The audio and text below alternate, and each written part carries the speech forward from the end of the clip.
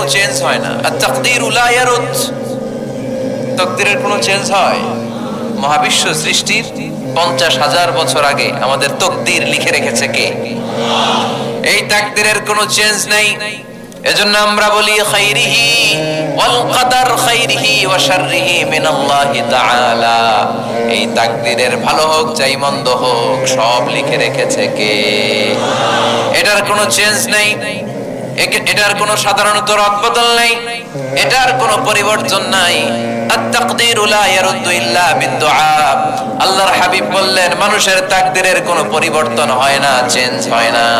তবে তাকদীরের কিছু অংশ যদি কখনো চেঞ্জ হয়ে যায়, দোয়ার বদৌলতে আল্লাহ এটাকে চেঞ্জ করে দেয়। কি পাওয়ার দেখছেন? তাকদীরও চেঞ্জ করে ফেলে দোয়া, তাকদীর চেঞ্জ হয়ে যায়।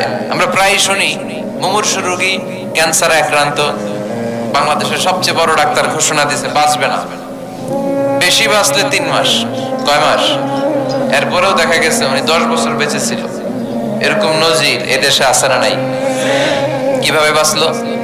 দোয়ার বদৌলতে। কিসের বদৌলতে? তো এইটা যে অনেক গুরুত্বপূর্ণ, এটা কি আপনারা ফিল করেন, টের পান আপনারা? এটা অনেক powerful. It's like a missile.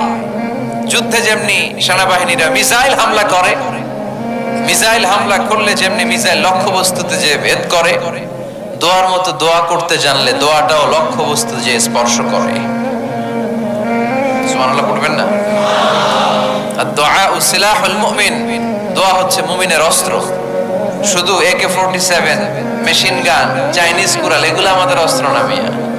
আমাদের অস্ত্র হলো দোয়া। রাতের তাহাজ্জুদের জায়নামাজে চোখের পানি ছাড়ার যে দোয়া, এটা আমাদের সবচেয়ে বড় অস্ত্র। চিল্লায় বলতে হবে ঠিক কি না? এর চেয়ে দামি অস্ত্র আমাদের নাই। এটাই মুমিনের সবচাইতে বড় হাতিয়ার।